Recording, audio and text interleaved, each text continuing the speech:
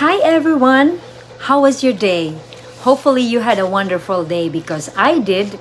My youngest daughter, she turned 11 today and she was very excited. She woke up very early morning, took a shower and everything and cleaned the living room and everything. So she was up early today, and of course we did our tradition in the family that we in the morning we gave her all our gifts, we sing a song for her and all that. I actually had a video just that I uploaded this morning, that a video of her since she was a baby. I had some pictures of her since a baby until the stuff that she likes to do, her interests and all that.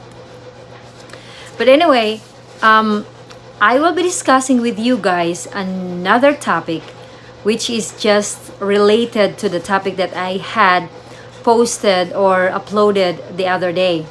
I uploaded how to apply for Philippine visa / travel document. Since nowadays in the Philippines, when you go over there, there's a lot of requirements that they are needing now for people that are coming. Like I said on my previous video, if you are not a Filipino citizen, you are not allowed to enter the country. But if you are a Filipino citizen, you have to have a passport, or you have to show to them your supporting documents like the dual citizenship certificate and stuff like that. But then if your husband will be traveling with you, then he needs to get a Philippine visa. So, and I did that video also about the Philippine visa and how to get the Philippine visa and travel document. But today I will be discussing with you guys, because after I uploaded that video, I have some friends that reached out to me that they are interested in applying for dual citizenship. And so I decided to make this video to help them gather the requirements that they will be needing on their dual citizenship interview. So yeah. So without much further ado, I will be, let me see, I have to turn on my tablet. Okay. All right. Without much further ado, let's start. Okay. All right. What are the requirements for dual citizenship? Okay, so I became a dual citizen in 2017. We drove all the way to Chicago from here in North Dakota. And actually, this is just for everybody's information. Applying for dual citizenship is way easier than applying for U.S. citizenship. Why did I say that? Because the waiting period is not that long compared to U.S. citizenship, applying for U.S. citizenship. Okay, so what I did in mind after I gather all the requirements that they need, I sent it to the Philippine Consulate General in Chicago, and then like 3 days after they received my packet, my letter, and they called me and they asked me when would I like to have my interview taken at the embassy. And so the good thing is, it is like whenever you are available. They will not schedule you if you are not available, or you are working or something, of course. But the thing is they will ask you what day would you like to be interviewed. So I asked for a day off at the hospital where I was working, and then we drove to Chicago. So without much further ado, we are going to discuss about the requirements that you guys will be needing when you apply for a dual citizenship. Okay, so I have all the forms that I submitted to the embassy, at the Philippine Embassy in Chicago. I actually made 2 copies each so that I have my own copy and, for souvenir's sake. Okay, so these are all, like, see, these are all the requirements that I submitted to, all the forms and supporting documents that I submitted to the Philippine Embassy. So the first requirement is to fill out the form. It says petition for dual citizenship. Petition for dual citizenship. Don't forget to make 3 copies of each of your documents, okay? Because it says here, submit 3 photocopies of the following. So the first one is your birth certificate, Philippine birth certificate. You have to submit to them the certificate that you got from PSA, okay? So 3 copies of that. And next is,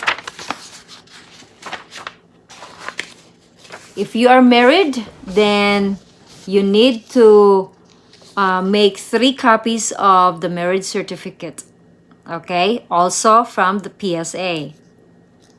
Now, if you are widow, you need to submit 3 copies of the death certificate of your spouse.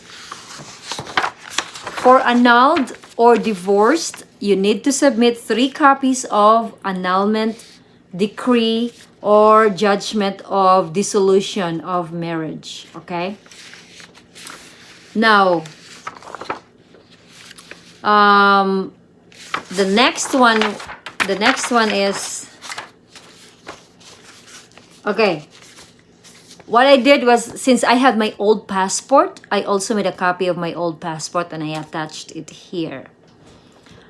Now the last one is, not last, but the next certificate that you need to submit is your certificate of U.S. naturalization when you became a U.S. citizen. You need to make 3 copies of that as well.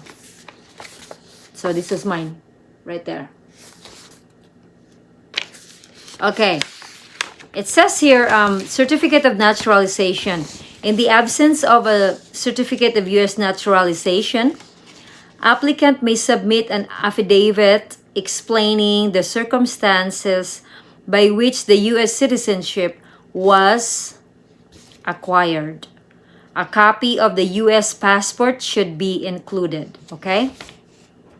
Now, this is very important. So along with your 3 copies of, of each document, you are going to send them the original copies as well. Not copies, but the original document, okay? So this will be presented during your interview. All right. Now, additional requirements for applicants with child beneficiary. So this is what I did because I have 2 children, and so I have to comply these requirements as well.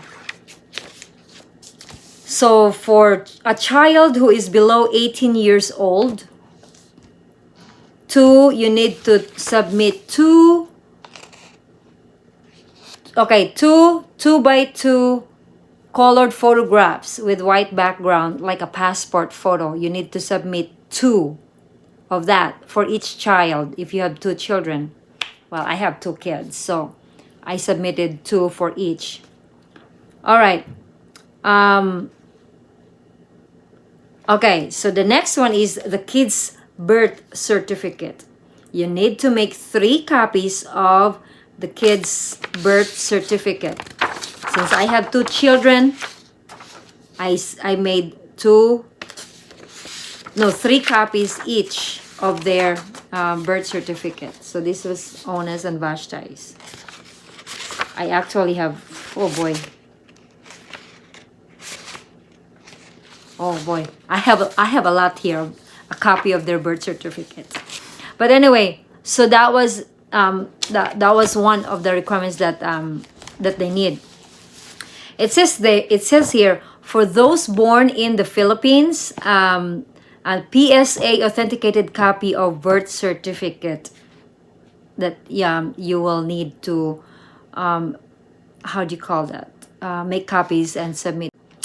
Okay, so the processing fee for this for you, since you're applying for dual citizenship,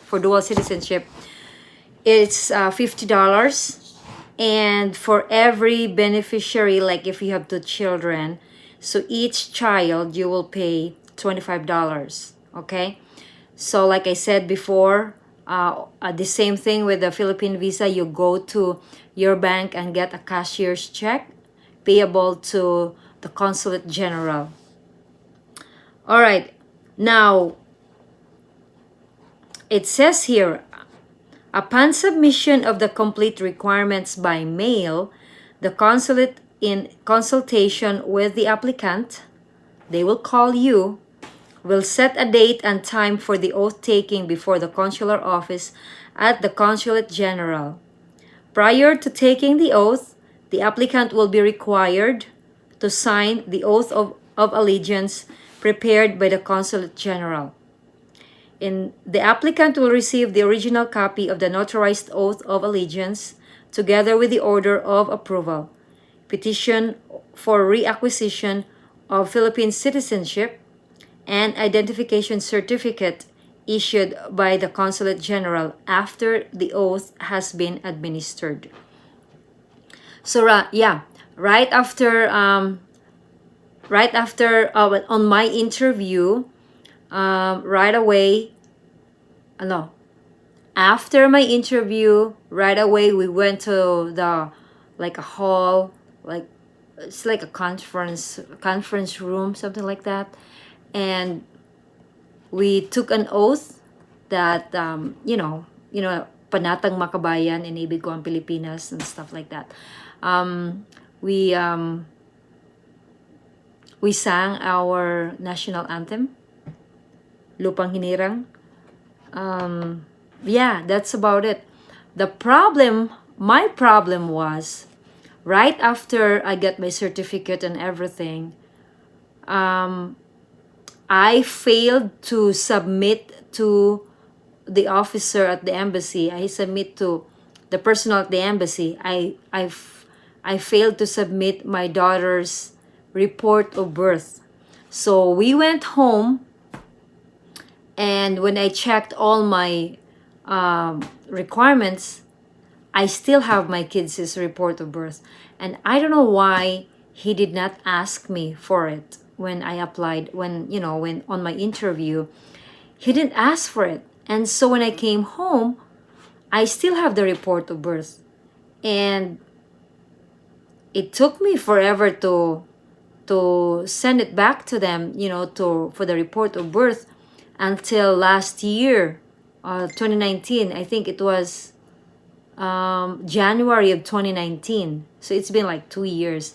I guess, I've been so busy and I forgot to send it to them, to the embassy. But anyway, I got it all done. My kids are now recorded at the PSA, the report of birth or birth certificate, whatever. And so, I got it done. But I don't know what happened. I just forgot. Okay, so how long will the process for applying for dual citizenship take?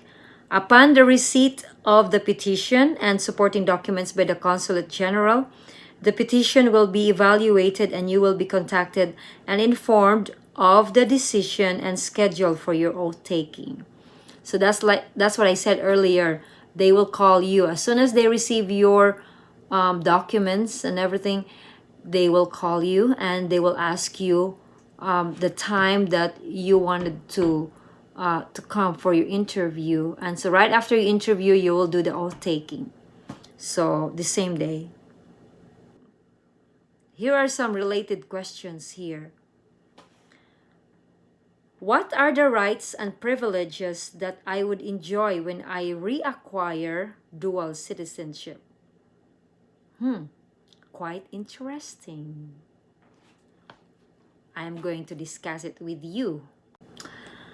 Okay, so I guess among these rights is the right to travel with a Philippine passport, the right to own real property in the Philippines. I don't know why they say real property. So there are some properties that are not real? I don't know. It says real property in the Philippines. The right to engage in business and commerce as a Filipino. That sounds good. I actually haven't read this before. This is my first time to read it. The right to practice one's profession, provided that a license or permit to engage in such practice is obtained from the Professional Regulation Commission or PRC, or the Supreme Court in the case of lawyers. And also, you may also vote in Philippine national elections. I like this. For president, vice president, senators, sectoral representatives by overseas absentee ballot in accordance with the provisions of the Overseas Absentee Voting Act of 2003. Your foreign spouse also automatically becomes eligible for an immigrant visa. Oh, here it is. Very important. Very, very important information. If you have a foreign spouse, take note of this. Your foreign spouse also automatically becomes eligible for an immigrant visa. You will enjoy all other rights and privileges enjoyed by Filipino citizens. I like that. I like the last one. You will enjoy all other rights and privileges enjoyed by Filipino citizens. Okay. Okay, one other questions here. Can I now reside in the Philippines? Having reacquired your Philippine citizenship, you can now reside in the Philippines for as long as you want without having to apply for re-entry and paying immigration fees. You can even choose to retire or permanently settle in the Philippines. I think we will do that. Yeah!